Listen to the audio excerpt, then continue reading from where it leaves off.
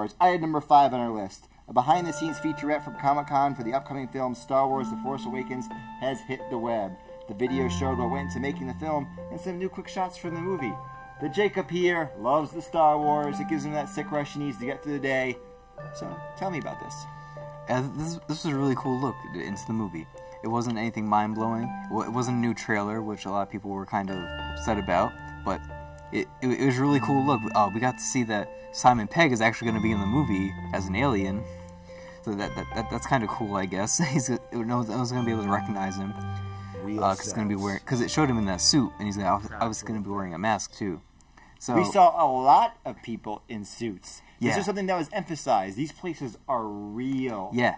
They opened the thing up with talking about the practical effects, and that's something that I know you're excited about. I am really excited about the practical effects, and I love it when they said, oh, these are real places, and then they show the locations. Because as an actor, it's so much easier if you have something to work with. If everything's all green screen and you don't even know what anything looks like, yes, some actors are good and they can work with it. But it's just going to bring up the film to, I think, a higher standard of quality. Yeah. Because because every actor now is like, oh, I'm in a real place. Yeah. I can really I'm here. I'm on Tatooine or whatever planets they're on. I'm talking to a real person right now. Yes. I'm talking to a real 4-foot-tall bizarro alien bird thing.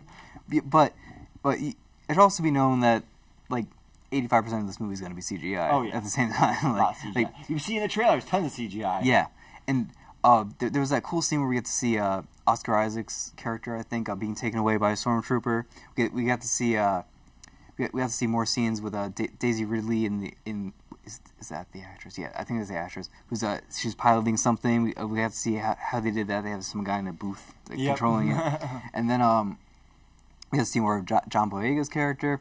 None of the original cast were really in the actual scenes of the movie that they showed. But they had some interview clips. Yeah. So they obviously didn't want to give anything away, but they wanted to give us a closer look at the movie. Yeah, I really like when movies do this because I saw a lot of interesting stuff about Star Wars. I became more interested in what was happening, but at the same time, I wasn't spoiled. It just made me more excited. Yeah. Because sometimes you see something and it makes you more excited, but it's like, man, they sure just showed me a lot of stuff. I basically know what happens in the movie now. Yeah. Which can be a little disappointing. And they're reassuring fans. Yeah. Because the original movies, one of the things that was so great about them, and a lot of this was out of necessity, but was the fact that it looked like a real lived-in world. Yeah. Like, it wasn't just that they had practical effects, but it was that they had like a lot of an X-Wing. And look, there's a scratch. Oh, look, it's dirty. And then we saw in the prequels, well, everything is kind of shiny and new. And occasionally they try to CGI in the dirt, and it just never worked. It didn't work. Yeah. We know there's going to be a lot of CGI. CGI is a necessity of modern filmmaking. If you want to make a big-budget film, big-budget action movie, you need to use CGI.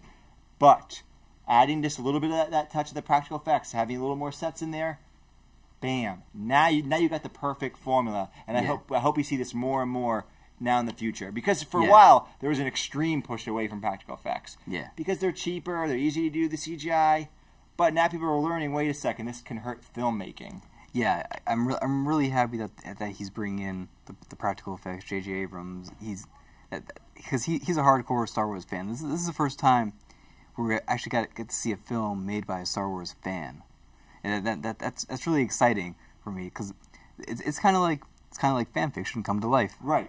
So we have to see these stories told by this new generation of storytellers, and J.J. Abrams, I think he knows what he's doing with this project. I think he knows what the fans want to see. He knows the right direction to take the story, and I think we're gonna get something really special here. And George Lucas is no longer attached. Yeah, so that's always good. It's always good. I love you, George, but you fucked up. George Lucas, I compare George Lucas to Gene Roddenberry. Gene Roddenberry, he wrote episodes for Star Trek Next Generation the first season, and they were terrible. But as soon as he started letting his writers and team do everything for him, it became my favorite show. Gene Roddenberry and George Lucas are both good at creating a universe, but they need a team to implement the individual details. The original Star Wars movies, if you see behind the scenes, like making up featurettes, he actually relies on his team. But if you see the behind-the-scenes featurettes for the prequels, he's basically do this, do Yeah, this, yeah, and they're kind of scared of him almost. Some scenes are weird, like they're afraid to say something. Yeah, he's the one in charge.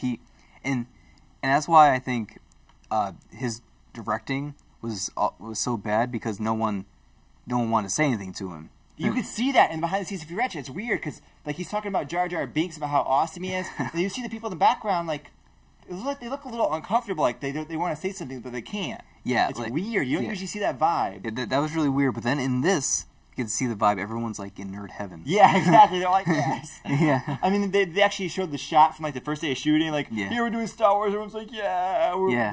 They're all into this, and that's what you want when you have a big project like this.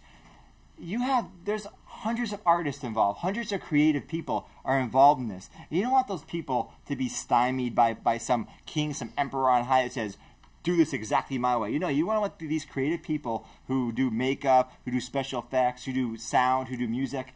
Let them do their craft. Let them do what they're good at. And they want to do it. They want to make this the best that they can because they're into it. They're like, yes, Star Wars. Yeah. I mean, you saw those extras? They're like, I can die happy now. Like, I played a stormtrooper or something. Yeah. Right? Everybody's into it. So let's let it flow naturally. I am really looking forward to this movie.